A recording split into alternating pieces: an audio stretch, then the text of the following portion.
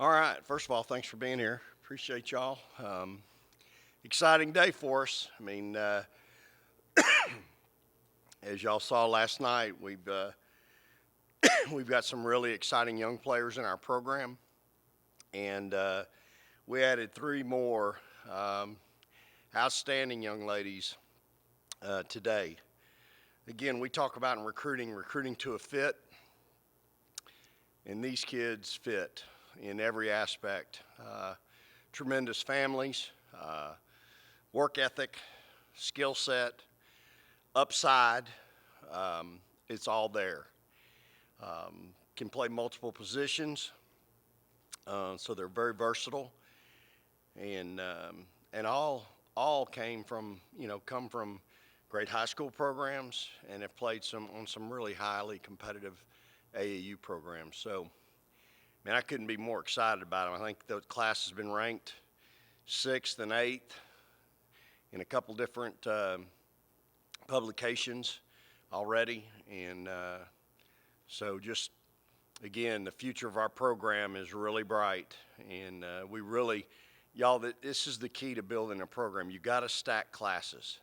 You can't have a great class like last year's class was number 3, and then go 2 or 3 years and don't get anybody or get the quality. Again, you can't settle. You know, you got to stack classes, and this is the start of hopefully what we're going to do in stacking classes. And we've certainly stacked 2 pretty good ones back to back, and so just super excited about them. I don't know if you want me to go down the list real quick, but I can start. Jokolinga from South Dakota. Currently plays on the #1 high school volleyball team in that state as well. But as the press release said, really a year ago at the Wooten Camp in Dallas, which is a national invitation camp, we can't go to it, but all the recruiting services are there. She really just burst onto the scene and jumped into the top 25 in the country. And, not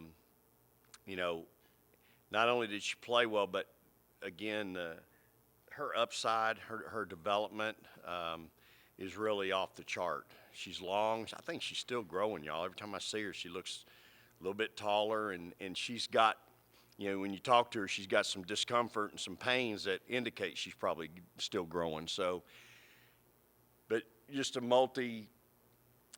multi-skilled kid, can stretch it, shoot the 3, can post you up. She's physical down there. Mom played at ODU for Wendy Larry, and so again, just excited about her, and again, what she brings to the table, work ethic wise, skill set wise. Next is Jordana Codio. This is a young lady that was originally committed to Wisconsin to a friend of mine. They had a coaching change. She opened her recruiting back up. We jumped in and got involved immediately. Coming off of an injury, she's about 9 months post surgery, and when I went and watched her back in September, looked really good. Movement was great. Long, another 6'1", 6'2", but long. Can play multiple positions, skilled.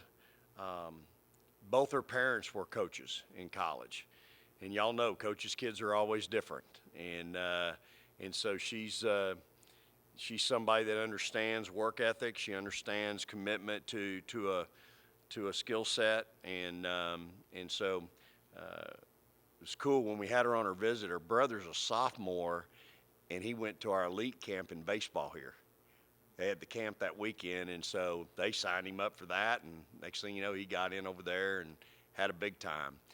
Let me tell you about this family. So we go do the in-home, and I'm telling y'all, everything in that house, including the golf cart, is Texas Longhorns. I mean, they are all in. I love it, and it was just really cool. This is a kid that, again, coaches parents. She actually had a quarter court in her house, not the one that she lives in now, but the one before when they moved there. So she spent a lot of time doing what you should do if you're going to be a player, and that's in the gym. So again, another great kid, tremendous personality, raised by two wonderful people, and good values, and again, just the whole, it's got the total package. And the last one's Amina. Plays on our reigning state championship team in the highest classification here in Texas, DeSoto. Y'all, if I'm doing my job at Texas, we always need to get the best players in the state of Texas here at 40 acres. And in my mind, Amina is that player. Watched her this summer extensively. For her size, 6'2", 6'3", handles the ball on the perimeter. My vision for her is playing out there on the wing. Obviously, with that size, she can post you up low, but she can step out and knock down the three. She's good off the bounce. You know, her daddy walk in right now, he's about 6'7", 6'8". Brother's 13. He's about 6'3". He's going to be really big. And again, wonderful, wonderful family. I think she's had uncles that went to Texas, and so she's continuing the legacy of the family being here at Texas. And again, they may be the #1 ranked team in the country in high school, in DeSoto High School. So the last great player I had from DeSoto was a pretty good player, helped me win a national championship, and Sydney Carter. So we're hoping that Amina can do the same thing here at Texas. She's a great kid and an unbelievable motor. And again, love her skill set and her versatility. Again, all three of these kids can play multiple positions, which when you're talking to a freshman, if you can play multiple positions, y'all, there's 80 minutes a game that you're competing for instead of 40. That makes sense. And so, you know, all three of these kids have that opportunity because of their skill set, their development, and they're all well coached by a great high school coach. And, you know, they're going to be better this time next year just because they're going to go through a season with people that know what they're doing and know how to do it. Vic, how do you recruit someone from South Dakota? How do you find them? And I'm a little curious, when you're recruiting someone who lives in somewhere that's not Austin, do you worry about homesickness or how that plays out down the road? I always worry about homesickness. Always. It's you know, I don't know if I've ever told y'all. If you've never had it, it's just the worst feeling. I mean, there's no remedy, right, except being at home. I had it when I was in college, and I was 2 hours from the house. Ran up a phone bill, $364 in 1 month of collect phone calls from the payphone out on Highway 30. So, I mean, I've had it, and it's just there's no remedy. But I do worry about that, absolutely. But typically it passes. Kids get over it, and it's part of growth, right? It's all of us. It's part of growth. How do you find somebody from South Dakota? You know, she played on a really high-profile AAU team, an all-Iowa attack. And, you know, when we're out working in the summer, we're trying to see as many kids as we can, and you're trying to make an evaluation in a short period of time. So typically my staff's me, we're going to be the first ones in the gym. And while everybody's going, hey, we're going to get something to eat, we're grabbing a popcorn or a M&M at the bar and at the bar in the gym and going back and sitting down and being the last ones out of the gym. If somebody's playing at 9:45 and you've been there since 7:30, you're going to stay for the 9:45 game. You only get however many days we get in the summer. And that's where you're hunting, y'all. You don't hunt this time of year. If I'm looking for players right now, going to high school game, I wonder if she can play. This isn't when you do it. Right now is when you're going to show these kids, hey, Texas is interested. Texas wants to be a player. The summer's when you do your work and evaluate kids. And you see if they're a fit, if there's somebody that can be good in your program, if they're good enough, right? That's been my philosophy. And so, you know, if you're hunting in December and January, you're in trouble.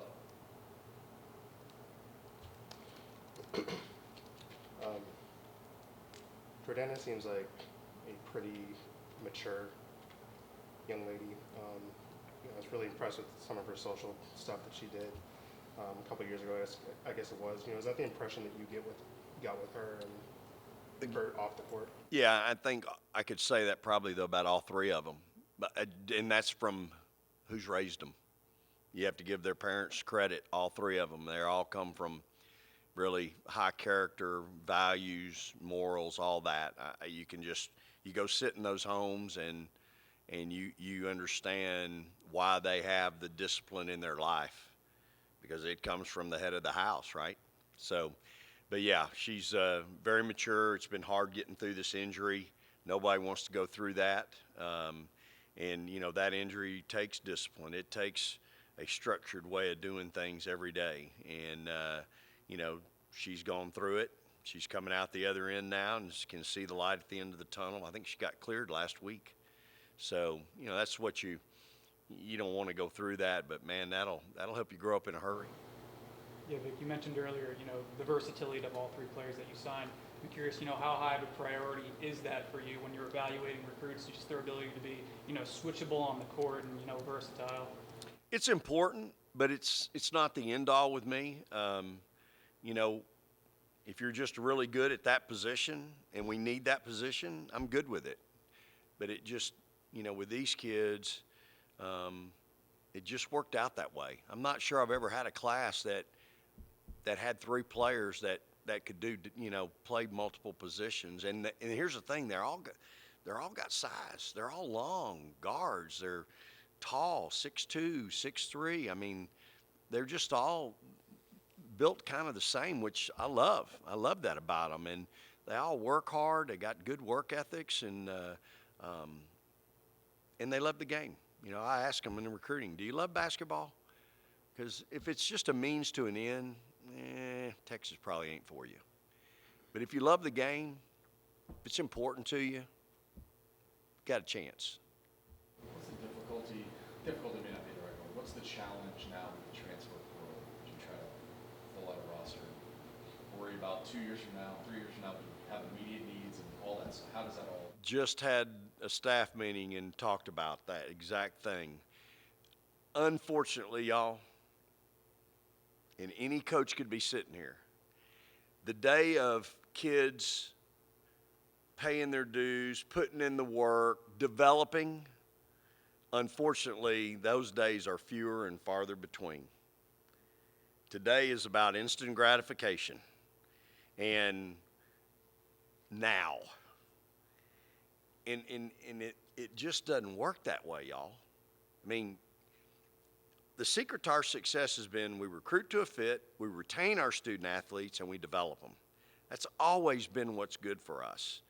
All of my great teams have had players that their first year they probably didn't play a whole lot. But they worked at it and they developed, and we developed them. And so that's a concern, number one, because I like my team. And I'm investing in them every day to develop them, not so they can go somewhere else and make somebody else good. I'm trying to invest my time and my energy and my effort in them to help them help Texas win, right? And that's the struggle that we as coaches have. And I think that's what you're seeing right now across the country. If you're worth your salt as a coach, you are investing 24/7, 365 in kids. Y'all, we're human too. Like, it's hard for me to be around people that aren't like-minded and to have players that aren't like-minded. And when you are, it's hard because this is our life. This is our passion, right? I mean, y'all saw it over the weekend. A kid did something, wasn't able to play on Saturday. They got their butt handed to them, and 2 coaches got fired on Sunday.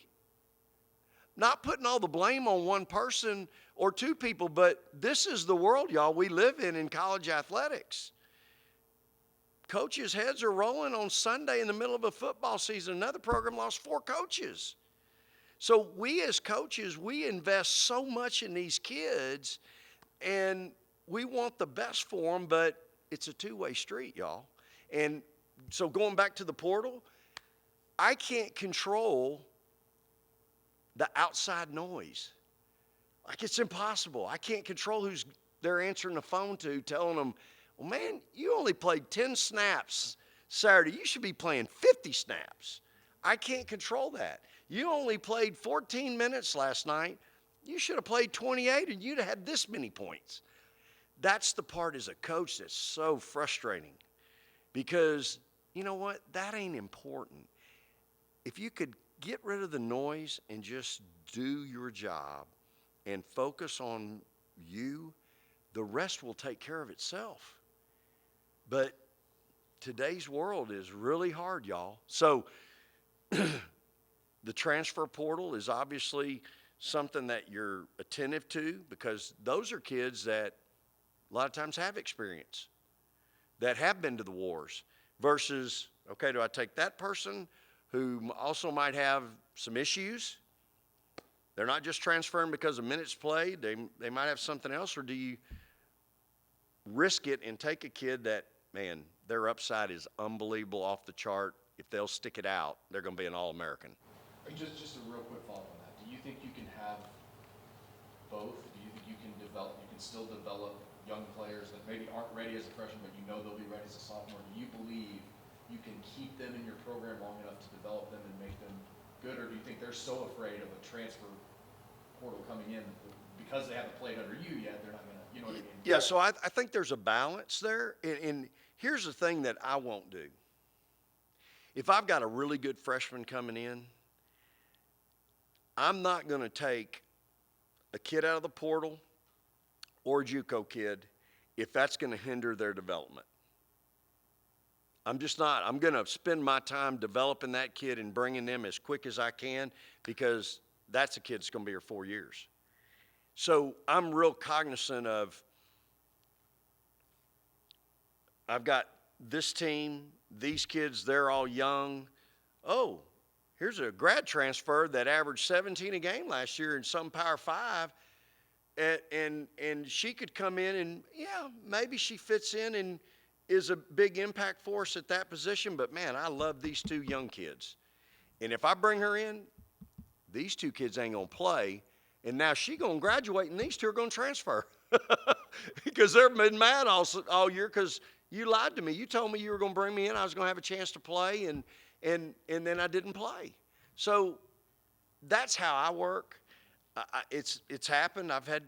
We've had opportunities at players, and I'm just like,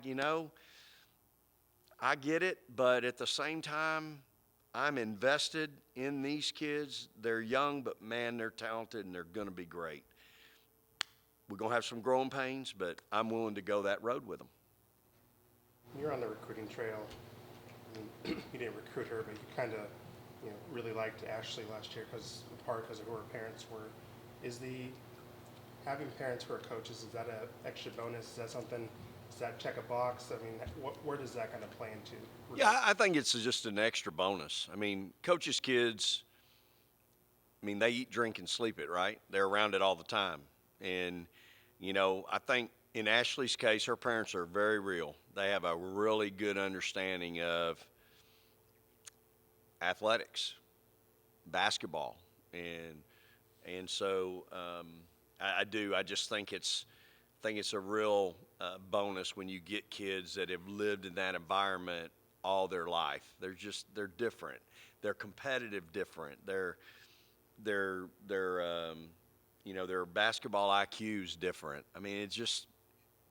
It gives them an advantage, to be quite honest. So, and I've always found that those parents have a better understanding of what is reality versus the noise. Jordana committed a couple weeks after the season ended. I'm kind of curious, what was the reaction on the recruiting trail you heard from what you all accomplished last year, and did that give you guys momentum with this recruiting cycle? I think we were in really good shape with all three of these kids.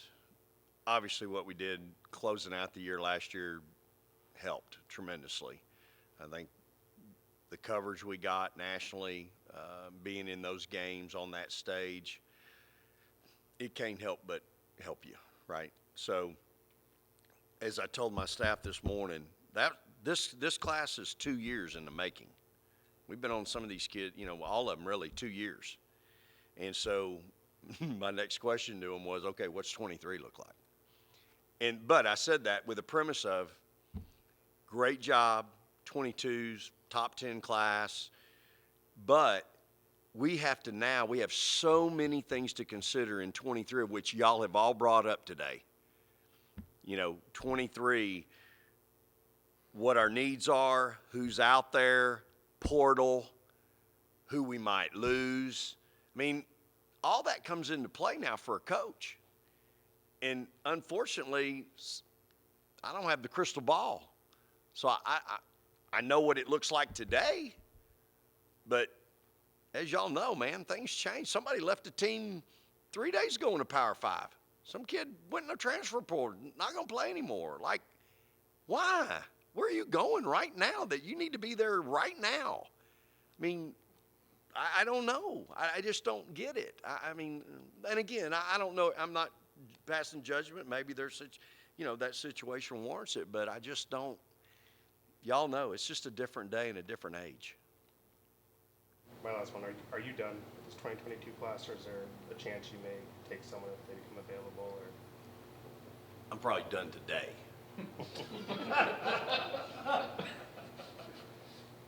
That'd be adequate, wouldn't it? Accurate and adequate. Plenty of time left on the clock today.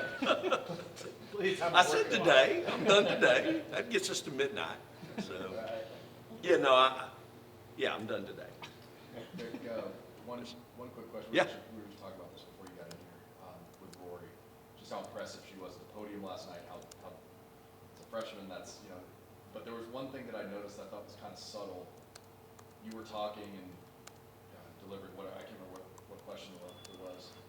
She nudged you and pointed to the mic that you needed, like she's coaching you. Oh yeah. It's like how comfortable is she, and how much is she really embracing that role of being the point guard on this team? I think first of all, she's getting coached.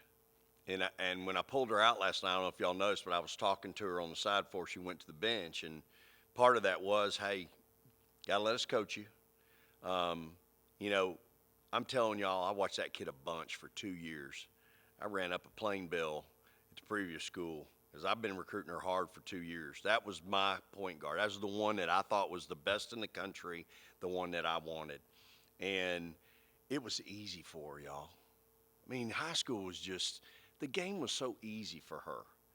And so here we're not going to have many nights like last night. And so but she's going to be great. I mean, she's going to be so good. And I just, again, I think that's the relationship that we have. She knows I got her back. I'm demanding of her. As she said, when everything's going good, it's great. When it's going bad, it's my fault. Hey, she's already learning. Because that's what it is when you're the quarterback, the point guard, whatever. The offense is terrible. It's got to be one person, right? I mean, it can't be the 5 guys in front of him or the guy who can't catch one. It can't be none of them, right? In the same, she gets it because she knows the most important stat is the W. So she is a little bit mature beyond her years. Ashley understands that too. She gets it. But you're right. She's up here, Coach. Hey, pull the mic up. That's the attention to detail, y'all, that we coach all our kids with. I just had a meeting. You want to talk about detail. I can't stand it. It's happened 2 games in a row. Kids break the huddle to come over to get introduced, and they've walked over to my sideline. Like, that crap bothers the crap out of me. I can't stand that. Hustle over to the bench. What they're doing, they're half jogging. They're kind of walking. And, I can't. They're lollygagging. You know what that makes you? A lollygagger. and so, but that's the attention to detail that my staff and I have for our kids. Another example. It's on social media. This ain't going to happen at Texas. If it does, I promise you it'll be fixed before the sun comes up or goes down. You got people sitting on the bench with towels over their head, slouched. That is not Texas women's basketball. It's not how we want to be represented. It's not how we want to be portrayed. It's just not. But that's an attention to detail. That's important. It's not important to some people. And I get that. But it is important to us. Because you never know when Elon Musk might be looking going, I like the way that kid's sitting right there on the bench and is into everything that's going on the floor. Hey, what'd she do? Oh, well, that's Joanne Allen Taylor. She's got a 3.7 GPA, Mr. Musk, and she's a mechanical engineer. Oh, well, hell, I want to talk to her. See, you just don't know who's paying attention, y'all. And so these are just the little things that we coach every little thing with our kids. And these are the things that, to me, they all add up. We have that saying, right? It's not what you do, but how you do it that separates you from the rest of the country. That's part of that. And that's the part sometimes kids don't understand. Again, I'll get done with my soapbox here, but it's like going on social media and favoriting something that's got a bad word in it. That you've just associated yourself with that word. Or posting something on social media with music in the background and it's got every bad word you can think of. That ain't us, y'all. It's not Texas women's basketball. And that's who you're a part of right now. It's bigger than you. That's part of our job to educate them, teach them, coach them. As I just told my staff, it's not the player's fault. If they can't do something, it's our job to fix it. Let's stop thinking it's their fault and let's be proactive in what we're doing in coaching and teaching them. And so that's our approach. It's what's worked for us. Not that we're that. I'm just using that as an example. That's who we are. We're going to be proactive in all that and try to make us as good as we can be in every facet. Based on attention to detail, coach, how much detail you have to put against the next opponent in Stanford? Well, I mean, 4 starters back, national championship team, umpteen, Hall of Fames that their head coach is in. So much respect for her and her staff. So your attention to detail on Sunday better be spot on, from what it's going to take to defend them to what it's going to take to execute. Like last night, y'all, we took one bad shot, like a forced shot. Everything we did offensively last night was in the flow of the offense. We created for our teammates. We had 30 assists. I mean, so you're worried. So I'm coaching against the ghost. I'm always coaching against the ghost. The what ifs. What could happen? What could they do to me? What could they throw in that I ain't ready for? I'm always coaching against the ghost. So now I'm coaching against, man, I did this against them on Tuesday. I got to go get mine on Sunday. No, you got that on Tuesday because we played the right way. Your teammates set us up. Yes, you executed and made shots, but it was within the flow of the offense. So at Stanford, we've got to do that. They're really good for a reason, right? So you've got to go in there, and we've got to do things a specific way to have a chance to have success. And the attention to detail, like we can't go in there and shoot 55% from the free throw line. You ain't going to win. You can't miss a block out on the free throw line. Might be the block out that leads to the 2 points that beat you. So all those little things in a game like that are really important. But the biggest thing is you can't go in there all tied up. You got to go play. You got to be focused, but at the same time, relax and go play. You can't be all tied up. If you're all tied up, oh my God, it's going to be a bad day. Go play the game you've been playing your whole life. It's another game. It's not even a conference game. And nobody gives you a snowball's chance in hell, so don't worry about it. Turn it loose. Go play. I have one last question. It's an off day. I ain't got nowhere to be.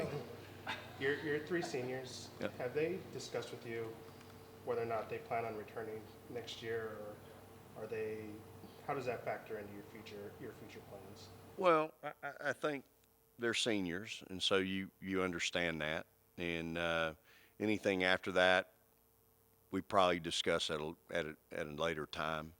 But for right now, those kids they're all scheduled to graduate. And do they have another year? Yes. But I think right now they're just focused on their senior year, and I am too. And we'll cross that bridge in the spring when we get there. But right now, I'm just glad to have them. Really going to rely on them throughout the year, and especially this week going into a game like Stanford, because they've been in that environment a little bit, and they're excited about the challenge. So I just need to make sure they know when the bus is loading and where it's loaded from, so they go with me. Appreciate you guys so much. Thank y'all for being here today and your coverage, and you're going to love our new kids. They're like the young kids we got now. They're going to be fun to watch, and again, it's the future of our program. So thank y'all so much. Thanks.